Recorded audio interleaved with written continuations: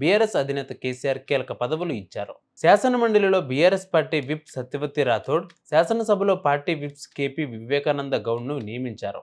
ఈ మేరకు కేసీఆర్ నిర్ణయాన్ని పార్టీ వర్కింగ్ ప్రెసిడెంట్ కేటీఆర్ ఇతర నేతలు కలిసి స్పీకర్కు వెల్లడించారు. కృష్ణానదిపై 1082 కోట్లతో కేంద్రం చేపట్టే ఐకానిక్ బ్రిడ్జ్ నిర్మాణానికి ఈ నెలాఖరులోగా టెండర్లు ఖరారు కానున్నాయి. తెలంగాణలోని సోమశిల అనగా మల్లేశ్వరం, ఆంధ్రప్రదేశ్లోని సంగమేశ్వరం వరకు నదిలో 2 పిల్లర్లపై 1.77 కిలోమీటర్ల బ్రిడ్జిని నిర్మించనున్నారు. ఈ డబుల్ స్టోర్డ్ బ్రిడ్జిలో పైనుంచి వాహనాలు వెళ్తాయి. సెకండ్ ఫ్లోర్లో గ్లాస్ రోడ్డు ఉంటుంది.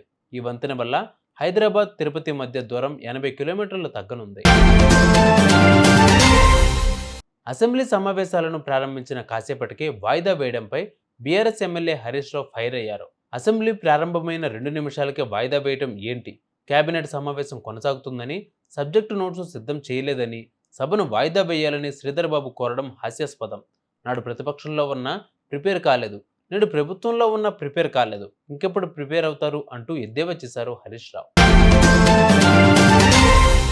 బీఆర్ఎస్ అధినేత మాజీ ముఖ్యమంత్రి కేసీఆర్కు ప్రధాని మోదీ లేఖ రాశారు. కేసీఆర్ సోదరి సుకులమ్మ మరణం పట్ల ప్రధాని సంతాపం ప్రకటించారు. సోదరి మరణంతో బాధలో ఉన్న కేసీఆర్కు, ఆయన కుటుంబ సభ్యులకు ప్రగాఢ సానుభూతి తెలుపుతున్నట్లు లేఖలో పేర్కొన్నారు మోడీ.